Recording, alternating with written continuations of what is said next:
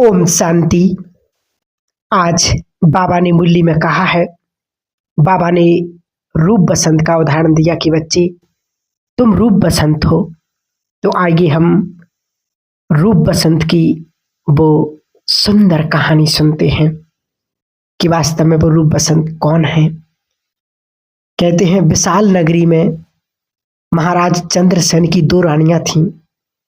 एक सुनीति जो बहुत ही भक्ति भाव वाली थी, दूसरी कनकलता जो कि बहुत ही अभिमानी और अपनी ही मनमानी करने और कराने वाली थी।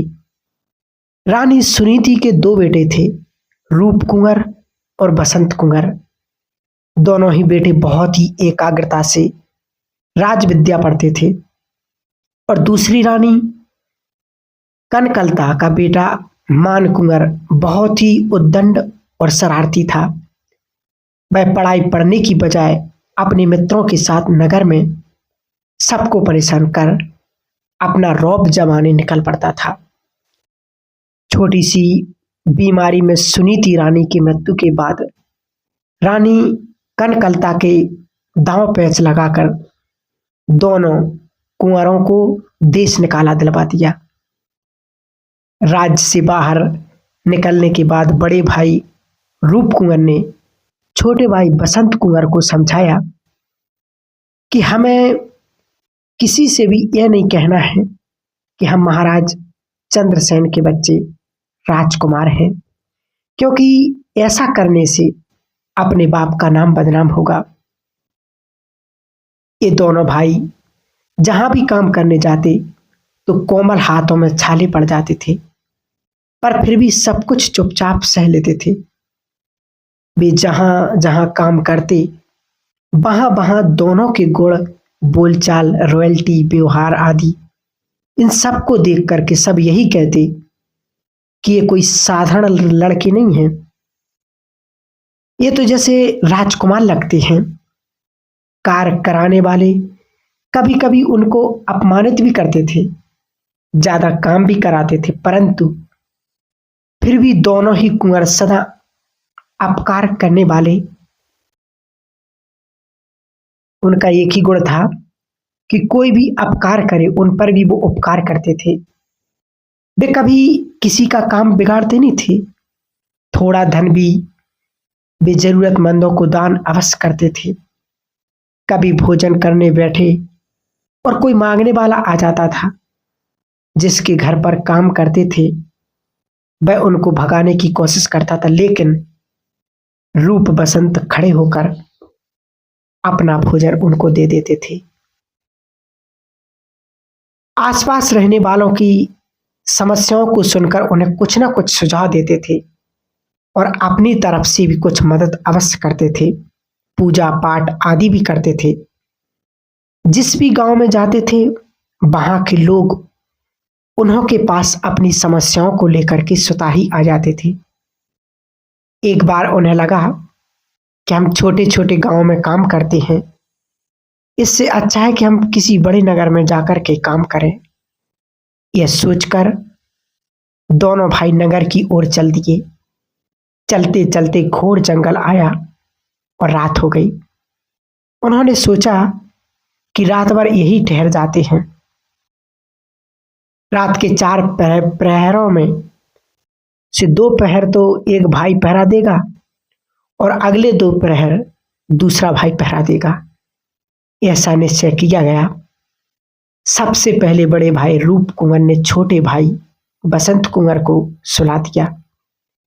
2 प्रहर पूरे होने पर भी बड़े भाई की छोटे को जगाने की इच्छा नहीं हुई, लेकिन 3 प्रहर पूरे होते होते अचानक बसंत कुंवर की आंखें खुल गईं। आसमान में तारे देखकर उसने कहा, भैया आपने मुझे 3 प्रहर सोने दिया, अब आप आराम से सो जाइए। दिन भर चलने और 3 प्रहर जागरण की थकान के कारण रूप कुंवर गहरी नींद में सो गया। बसंत कुंवर जाग रहा था। उस समय पेड़ पर तोता मैना आपस में बात कर रहे थे कि इस पेड़ पर 1 साल में सिर्फ एक ही फल पकता है, लेकिन यह फल ऐसा है जो इस फल को तोड़ेगा उसे विषैला नाग डसेगा और जो उसे खाएगा वह सुबह होते ही महाराजा बन जाएगा। लेकिन महाराजा बनते ही वह अपनी पुरानी याददाश्त भूल जाएगा, सिर्फ संस्कार इमर्ज रहेंगे। जब उसे कोई फिर से याद दिलाएगा तभी उसे पुरानी स्मृति आएगी। इसलिए आज तक कई लोगों ने यह फल खाने की कोशिश की लेकिन उन्हें विषैला नाग डस गया। तोता मैना की ये बातें सुनकर के बसंत कुंवर ने मन में आया कि हम तो दोनों भाई हैं, रूप कुंवर ने तो ये बातें सुनी नहीं हैं, तो मैं ऐसा करूं कि इस फल को तोड़कर बड़े भाई को खिला देता हूं ताकि वह महाराजा बन जाए, क्योंकि उनमें से मेरे से भी ज्यादा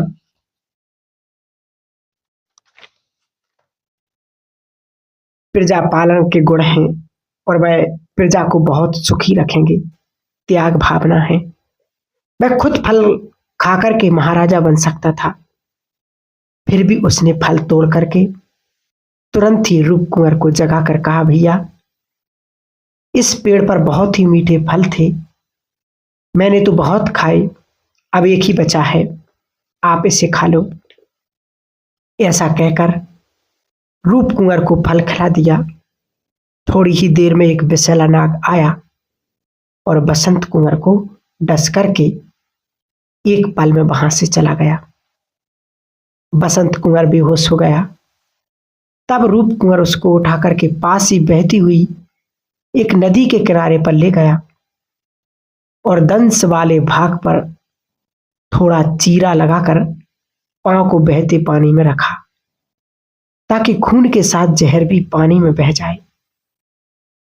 थोड़ा सा उजियारा होने पर उसे थोड़ी ही दूरी पर नगर दिखाई दिया। वह किसी वैद्य को बुलाने के लिए उस ओर दौड़ पड़ा। उस नगर के राजा को कोई वारिस नहीं था। राजा की मृत्यु के बाद राजपुरोहित ने कहा कि पूरे राज्य के लोग नगर चौक में इकट्ठे हो जाएं और हथनी जिस पर भी जल कलश रखेगी वही इस राज्य का नया राजा बनेगा। उस अनुसार पूरे ही राज्य के लोग नगर चौक में सुबह होने से पूर्व ही वहां पर पहुंच गए। दूसरी तरफ रूप कुंवर वैद्य को ढूंढने जब राज्य में गया तो हर घर खाली था। वह जब नगर चौक में पहुंच करके वैद्य से मिलकर उसको अपने साथ चलने की प्रार्थना ही कर रहा था कि उतने में ही हथनी घूमती घूमती उसी स्थान पर आकर ठहर गई और उसने रूप कुंवर के सिर पर ही जल कलश रख दिया। कलश का जल सिर पर पड़ते ही रूप कुंवर पिछली याददाश्त भूल गया। सिर्फ राजाई संस्कार इमर्ज रहे। साधारण रूप वाला रूप कुंवर जो कि मूल रूप में राजाई कुल का बेटा था, अब सचमुच राजा बन गया। राज अभिषेक के बाद जब उसने राज कारोबार संभाला तो पूरे ही राज्य में सुख शांति का साम्राज्य फैल गया। वह प्रजा को सब प्रकार की सुविधा देने का ध्यान रखता। रात को और दिन में भी नगर चर्चा करके लोगों के दुख दर्द को जान लेता और फिर राज दरबार में चर्चा करके समाधान करता था। उसका प्रजा के प्रति इतना वात्सल था कि थोड़े ही समय में वह प्रजा प्रिय राजा बन गया। उधर बसंत कुंवर नदी के बहाव में बहता हुआ उसी नगर के घाट पर पहुंचा। तब कपड़े धोते हुए धोबी ने उसे बचा लिया और प्रयास करके उसे होश में ले आया। ठीक होने पर बसंत कुंवर ने अपने भाई रूप कुंवर को ढूंढने की कोशिश की और उसे पता चला कि वह इसी राज्य का महाराजा है, लेकिन उसे यह भी पता था कि पक्षी के कहने के अनुसार कि रूप कुंवर सारी ही याददाश्त भूल गया होगा और मैं जब याद दिलाऊंगा तभी उसे याद आएगा। इसलिए वह युक्ति रचकर राज दरबार में पहुंच गया और वहां जाकर एक गीत सुनाया जिसमें अपनी पूरी जीवन कहानी सुना दी। गीत सुनते सुनते महाराज रूप कुंवर को अपनी पुरानी स्मृति वापस इमर्ज हो गई और वह अपने भाई बसंत कुंवर को पहचान गया। बाद में उसे अपने मंत्री बना दिया और दोनों ही भाइयों ने बड़े सुचारू रूप से राज्य को बहुत सुंदर रूप से चलाया। इसका वास्तव में आध्यात्मिक रहस्य जो बाबा मुरलियों में बार बार कहते कि बच्चे तुम रूप बसंत हो, तो बाबा हम बच्चों को कहते कि बच्चे आप अभी बनवाए में हो, इसलिए रहो साधारण रूप में, लेकिन आपके बोल चाल व्यवहार आदि से सभी को यह लगे कि ये कोई साधारण आत्मा नहीं है, ये तो ईश्वरीय कुल की या देवी कुल की आत्मा है। जैसे बसंत कुंवर ने सारी बातों को पता होते हुए भी रूप कुंवर को महाराजा बनाया, उसी तरह तुम बच्चों में भी त्याग की भावना होनी चाहिए। जब तुम बच्चे सत्युग के राजा बन जाओगे तब तुम पुरानी याददाश्त जो अभी ईश्वरीय ज्ञान के रूप में है वह भूल जाओगे, लेकिन तुम्हारे देवी गुण संस्कार में इमर्ज रहेंगे। कल्प के अंत में मैं आकर तुम बच्चों को फिर से आदि मध्य और अंत का ज्ञान दूंगा, तब फिर से तुम्हें पुरानी स्मृति इमर्ज हो जाएगी। तो वास्तव में अभी वो समय चल रहा कि बाबा वो कल्प के पहले बात हम बच्चों को वही याददाश्त दिलाने आए हैं कि बच्चे तुम ही देवी देवता थे, तुम ही राजा महाराजा थे। इसलिए इस कहानी का सार बाबा हम बच्चों को बताते, इसलिए तो बाबा मूल्यों में बार बार कहते बच्चे तुम रूप बसंत हो, तुम रूप बसंत हो।